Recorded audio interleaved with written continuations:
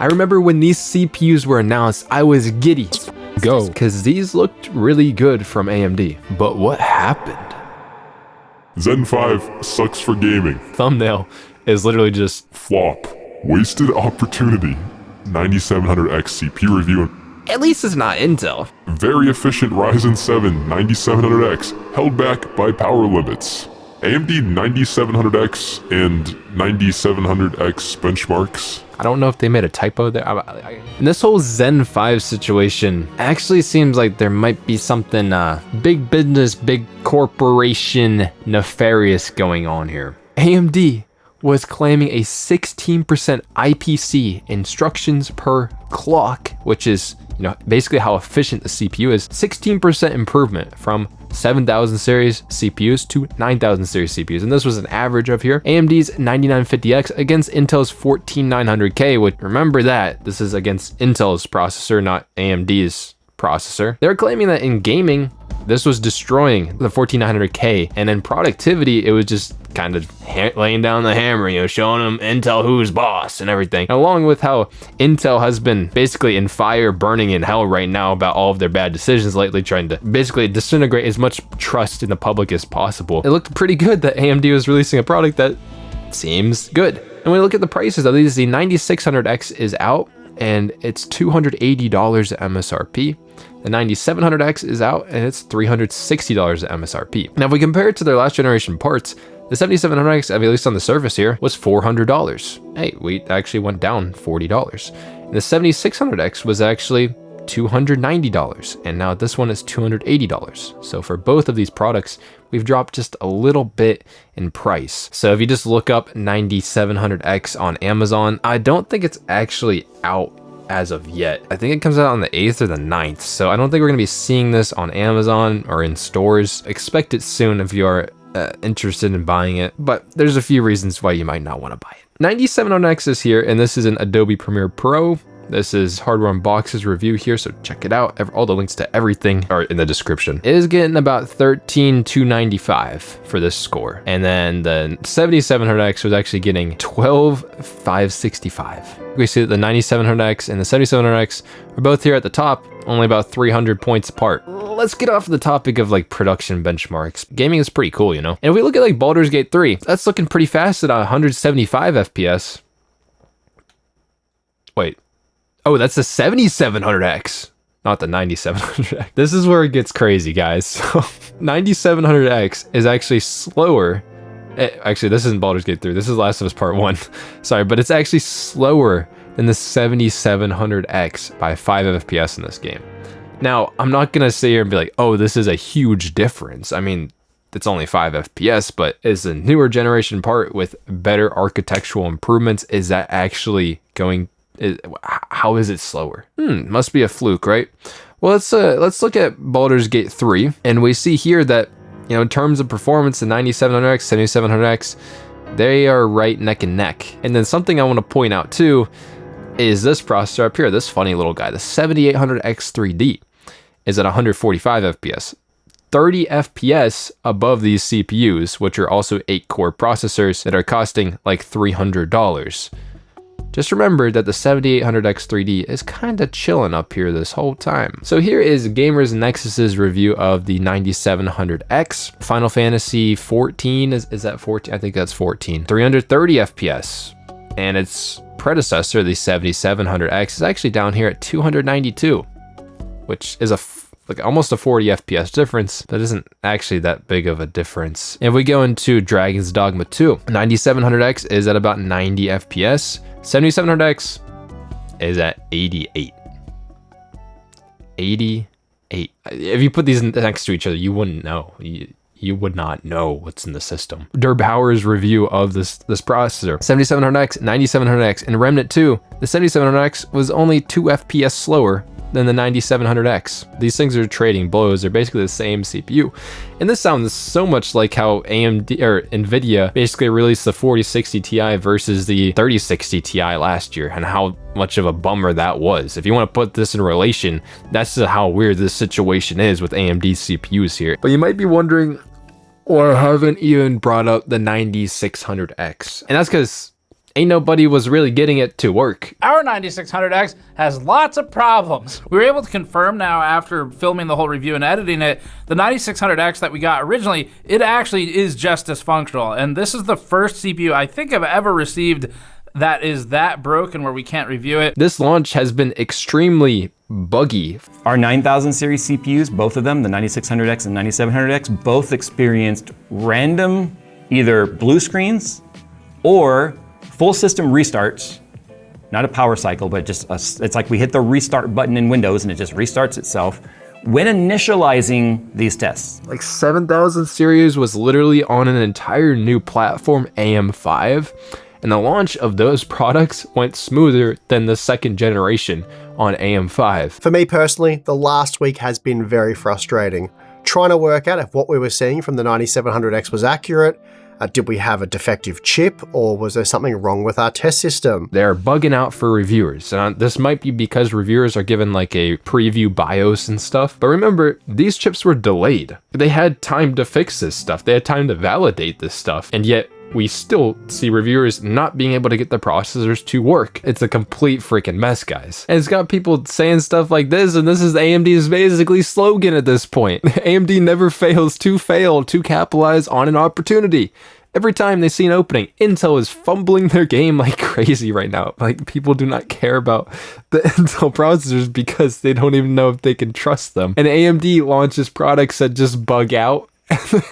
They release products that are just the same as the last generation ones. Like, I know this takes years to work on, but at the same time, there's got to be something they could have done. They could have at least made them not break on release. That would have been pretty cool. Now, to get into the 9600X, because there is some reviewers were able to get it to work. Like, Jay actually was able to get the 9600X to work, and you can see here that versus the 7600X, at least in multi-threaded Cinebench here, it was at 915 points, and then the old 7600X was at 850.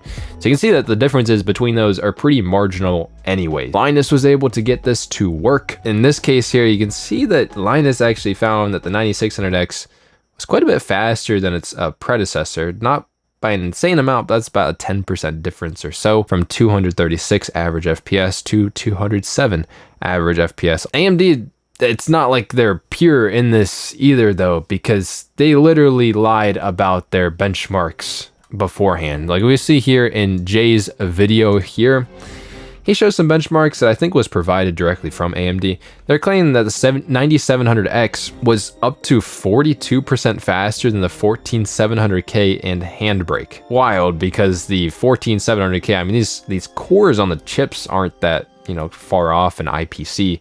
And the 14700K has 12 efficiency cores on it. It has 8 performance cores, just like the 9700X, and then it has 12 more efficiency cores on it. It is an insane amount of cores, which means it should be really good for this productivity stuff. And when Jay tested this in his video here, it just didn't make sense. The 9700X is here at 93 seconds. Actually, higher is not good, lower is better in this case. The 14700K, freaking 63 FPS, which means that the 9700X was actually 50% slower than the 14700K. 50% slower. AMD just straight up freaking lied about this. I don't know what they were smoking. Like, get me on some of that, because I need to hallucinate just like AMD is. The reason that they compared it to the 14700K instead of the 7700X is because it does not compare well to the 7700X. AMD didn't really make a generational improvement, so they had to scramble together to grab something to compare it to, so they compared it to the 14700K, and they're like, oh, it's 42% faster. Where?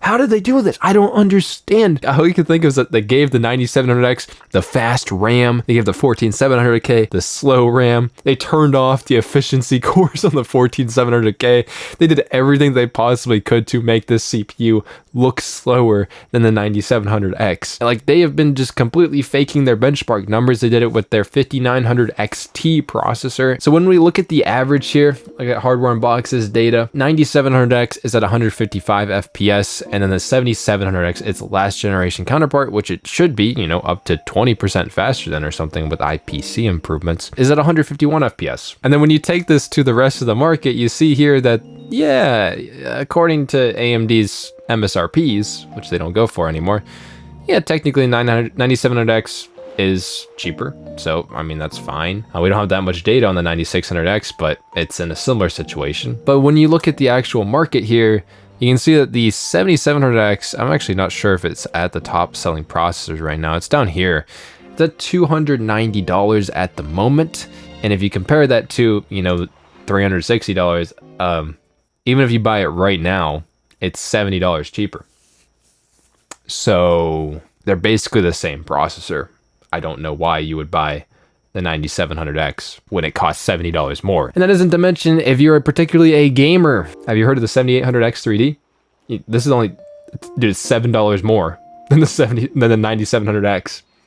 When we look at this in all these gaming benchmarks, the 7800X 3D was at 180 FPS. It literally was almost 30 FPS faster on average than the 9700X. It has another advantage of it being extremely power efficient. If we look at power consumption here while gaming, both the 7800X 3D and the 9700X are kind of neck and neck. So yes, the 7800X 3 is faster, and it actually uses about the same power as the 9700X. Of what there is to choose from, if you're buying a new processor, there's literally no reason to buy these. And even if you're a gamer and you want to get on the new platform, the 7600X is pretty similar to all of these, the 9700X, the 9600X in gaming. It's basically the same processor. What's even scummier that I've seen on the market here is actually AMD's been pulling some tricks behind the scheme. But if we look at the 7700X, just on PC Part Picker here, this actually tracks pricing history over time. It's been at $245 before, which is actually $45 lower than the $290 price tag that it is right now. And if you notice,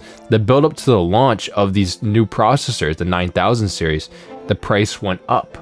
And they're basically price fixing right now. So that it looks like there isn't as big of a gap between these processors, when really you could be getting the exact same processor at times for $245, or maybe more regularly around $275 or so if you just kind of look at this price over time. If we compare this to the 7600X, $196 isn't even always the best price.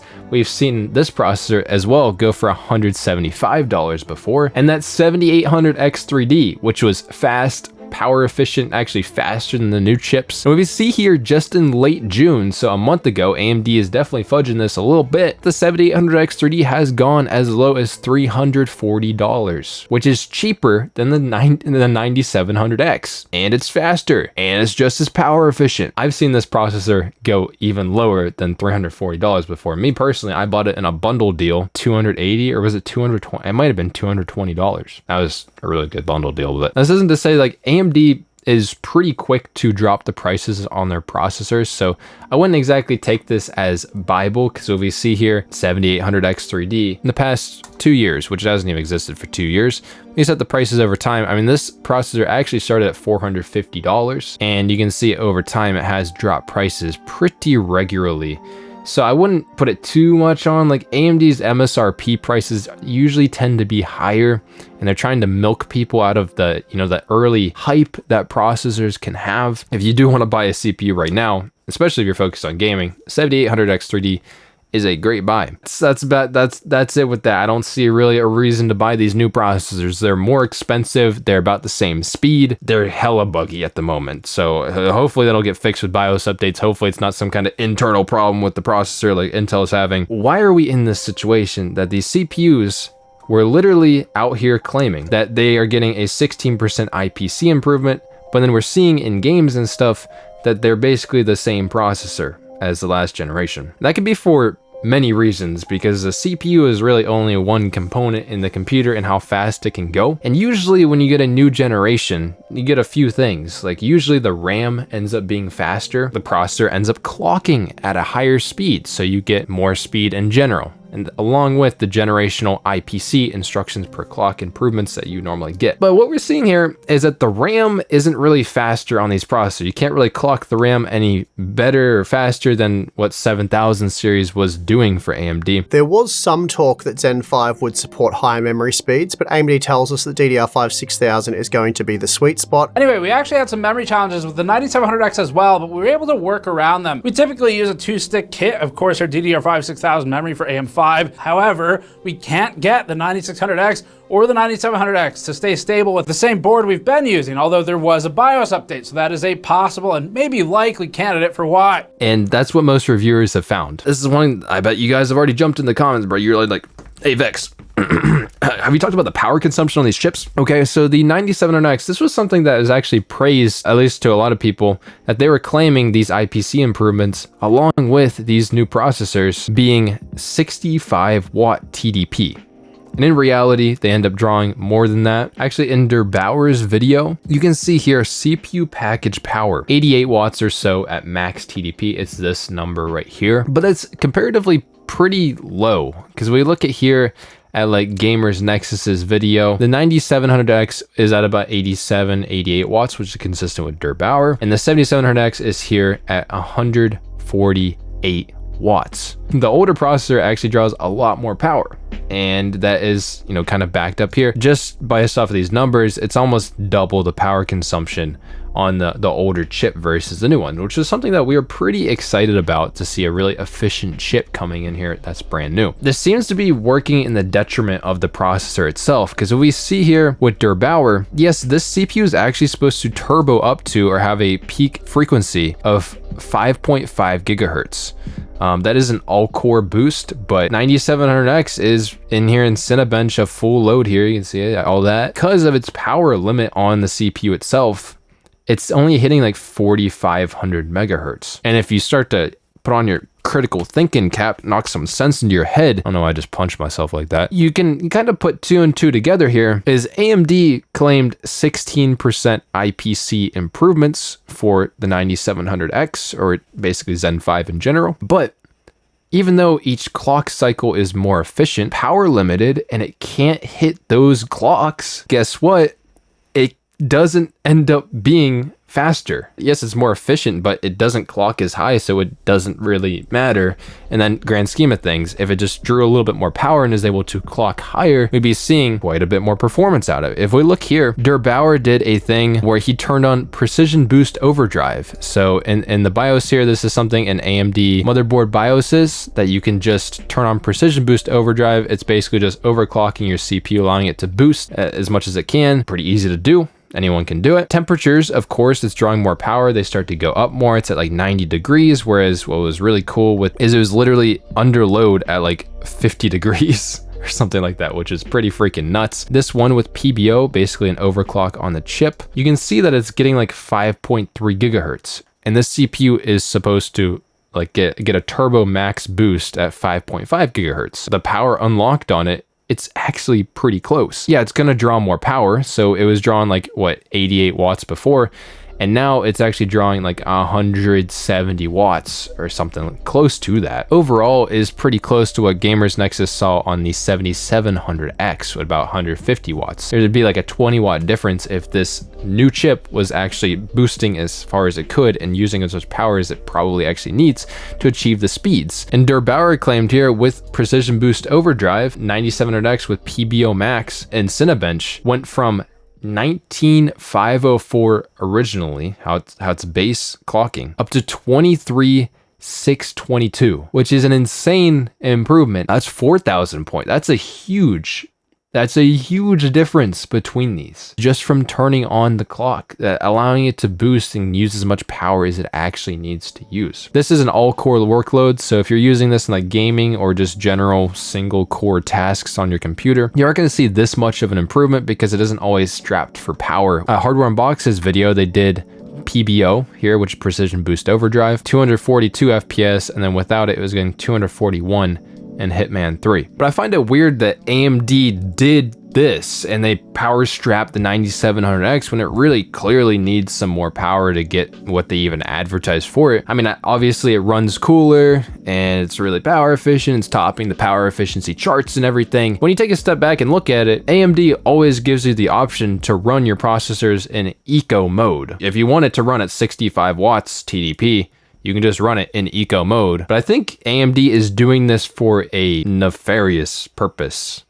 And I'm gonna be a little cynical about this. I'm gonna put on my tinfoil hat. But I think this is pretty problematic, because when you look at this here, what voids Zen 4 warranty, which is Zen 4, this was 7000 series, we're talking about Zen 5 now. And something that's interesting here is enabling PBO, Precision Boost Overdrive, in BIOS will also void the AMD warranty, because since it is AMD's way of safely overclocking the processor. Because Precision Boost Overdrive enables operation of the processor outside of specifications, excess of factory settings, use of the feature invalidates the AMD product warranty, and may also void warranties offered by the system manufacturer or retailer. It's pretty weird, huh?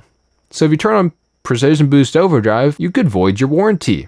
That's where the CPU is actually faster, is when you turn on Precision Boost Overdrive. I mean, I do want to point out that some people also say that there's no PBO log file, and basically if you just don't tell them that you turn on Precision Boost Overdrive on your motherboard, if you need to claim a warranty, then people say you could probably get away with it. I just want to point that out, but this is from one guy on AMD's forums, so I don't know how much I'd risk that. I mean, if you want your warranty to be covered, you shouldn't be using Precision Boost Overdrive. This could mean a couple things. It's that maybe they want to void warranties if you're using Precision Boost Overdrive on these new generation parts. You know, the parts you expect to be faster, not get the exact same thing as last generation. That could be one thing. The other thing, which I think is kind of nuts, is let's take a look at this TDP chart again. And we see here that the 7900X and the 7950X from last generation were 170 watt parts.